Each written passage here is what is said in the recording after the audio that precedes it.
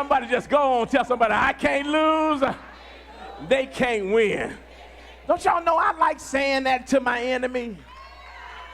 I like saying that to my enemy. I like getting up in the morning saying, I can't lose and they can't win. I like being in a posture that knowing because God is on my side, I can do all things through Christ that strengthens me. I can't lose and they can't win, and God's got my back, and he set me up that regardless of whatever it is, it's going to be all right anyway. Come on, tell somebody, I'm going to win anyway. I'm going to win. I think the youth choir sung today about winning. It's all about being in the posture of recognizing God has set you up to be where you are. God's provisions are unstoppable. So it's not only no end to it, but also no blocking of it and no stop in it. Somebody say, no blocking of it. You see, the fulfillment of provision, one great asset of hope, listen to me, one great asset of hope, when we look at it, the asset of hope, of faith, is that the believer has the capacity to believe in real time while praying our way out of the past and declaring our way into the future simultaneously. We can believe in real time while we're yet praying our way out of the past and declaring our way into the future. We can stand in right now and look back at yesterday and point to tomorrow and say, I'm good. Because God knows how to bless you in ways that cannot be tampered with. There's something invincible about his plan for your purpose that enemies cannot deal with. One great asset of faith is that when you finish praying, you can close your petition out with an affirmation, basically saying it's already done. Somebody praying for something right now. Go and look at your neighbor, point at them, say it's already done for you. The essence of being in this posture puts us in a place where our belief and our confession may not change our immediate condition, but it accelerates our expectation. It puts us in a different posture. Not only no blocking of it, but it puts us in a posture where we can say, no stop in it. It's that last declaration. I'm almost done in this, because God is allowing you to hold on to your dream long enough to see it become your truth. One of the reasons why he puts it in your mind and gives you an opportunity to have this inward manifestation before you have an outward presentation is so that you can have the examination of what God is able to do for you. So sometimes he has to put it in the suspended states of your deliberation. He has to wait till you sleep, wait till you pause, and then he deals with you subconsciously so that at the end of the time you get through, you woke up with something with a brand new hope. He knows how to wear you out because inside of your mind, the intellect is the only part big enough inside of your mind that can hold the vastness of the imagination that we keep trying to get people to release. But we cast down imaginations that bring itself against the knowledge of God, not imagination that gives us a chance to express the essence of who we are. You are so much bigger than you actually immediately think, to the extent where God has to put you to sleep to show you. Because while you're awake, you pretend like you like everybody else. Look at your neighbor and say, it's time for you to stop dumb downing yourself.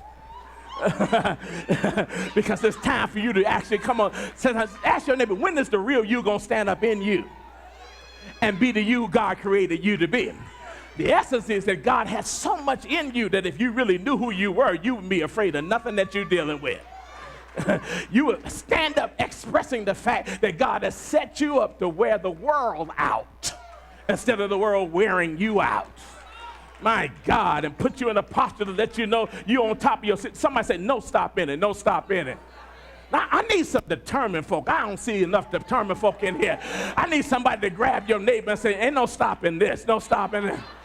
You got to make up in your mind that I don't care what it looks like, as long as God said we can make it, there's no stop. Some of y'all who are going to school, somebody looking for a job, somebody trying to get a raise, somebody don't know how God's going to close your year out, but you gotta stand right where you are in your life right now and say, it does not matter what it looks like right now. Somebody said, no stopping it, no stopping it. Sit down, y'all. Give me just 3 more minutes. We'll be out of here.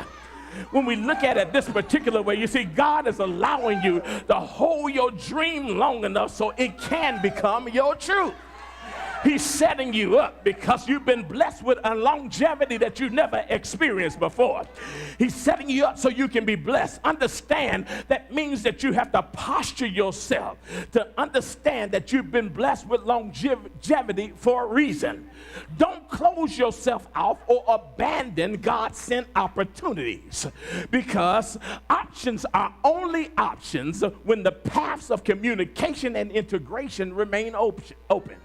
You got to be in a position where you say, I'm connected for a reason.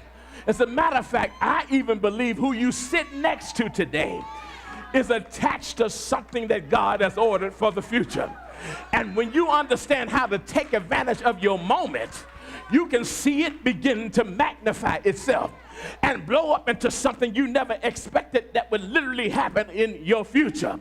So to move forward, God sometimes, he puts us in a posture where we understand that we could not make it except he got into our situation. Sit down, y'all. Give me just a few minutes here. And so in understanding this, we know that so that we can focus on the right things to move us forward, God will remove unnecessary options away from your opportunities. Some stuff God snatches away from you and you don't know why he snatches it away from you. But that option is going to mess up your opportunity to enjoy the options that he has set up for you. When you haven't removed something or someone from your future that's dangerous to it, it's generally because you inwardly or were not finished with them in some particular fashion. And if you long for what you had without appreciating what you have, you'll eventually discover that God designed that particular place so you can understand what pain feels like. If you don't let go some stuff, it's going to bring you pain.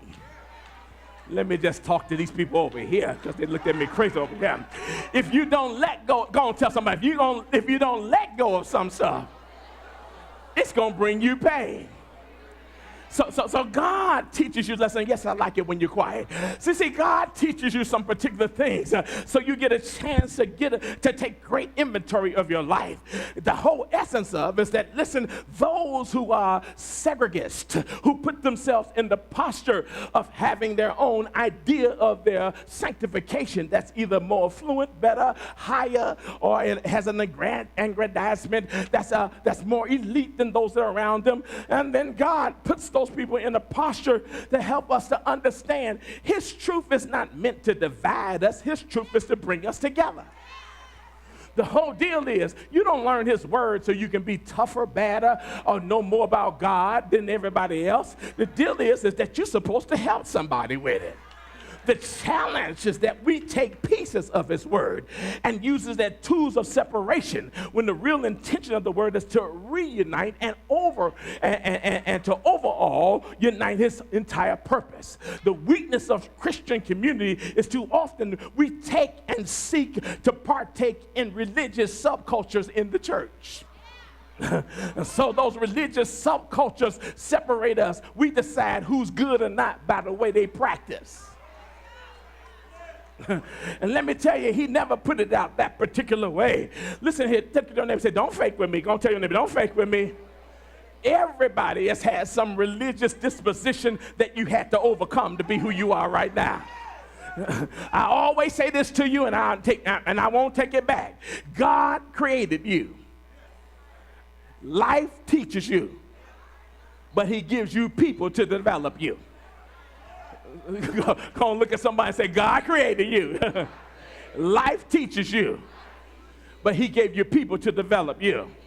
You can't go with the creation, and you can't go with life and leave out the people. You got to deal with how he uses people to develop you. Wherever you go, you will never escape these 4 things about people. Wherever you go, you'll never escape these 4 things about people. First of all, Proverbs 22:15 says, foolishness is bound in the heart of children. Childishness is going to be foolish. That's number 1. The second thing is that when a woman is insecure and upset, silliness takes over.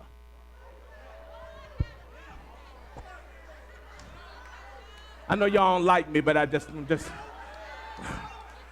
Timothy 3:6. It's in the Bible. I ain't making it up. It ain't me. So soon as she's threatened, as soon as she gonna act a fool on you. It's gonna happen. Don't y'all look at me in that tone of voice. And she ain't gonna be able to understand. I don't know why I act like that. Yes, you did. You silly. That's what's wrong with you. You're silly. That's what's happening. You're silly. The third thing here, I ain't through, y'all. I ain't through. That's why I want y'all to get excited. I want y'all to hold on for a few minutes here. Third thing is that unstable people will always act out where affections contradict each other at the same time.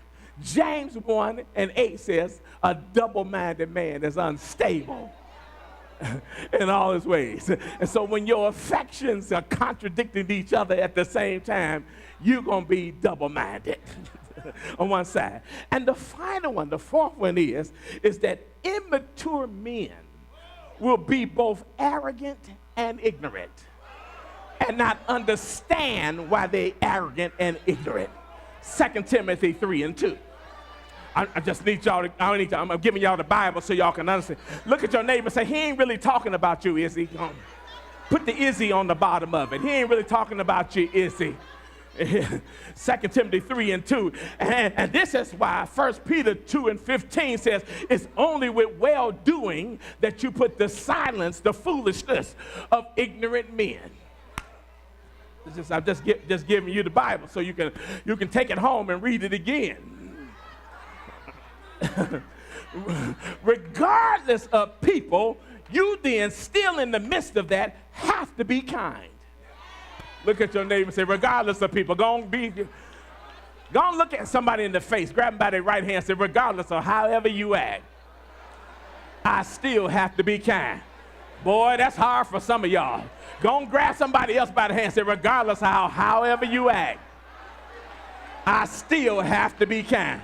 Oh, I ain't letting y'all get out of here because, see, you want blessings to come from everywhere. But I want to show you how to act and how to treat people so you don't blow your opportunity to get the blessings that God has for you. You got to make sure you still have to be kind. It's a fruit of the Spirit. You're going to have to be kind. The Bible said God said be kind. 1 Corinthians 10, the 13th chapter said, love suffereth long and is kind.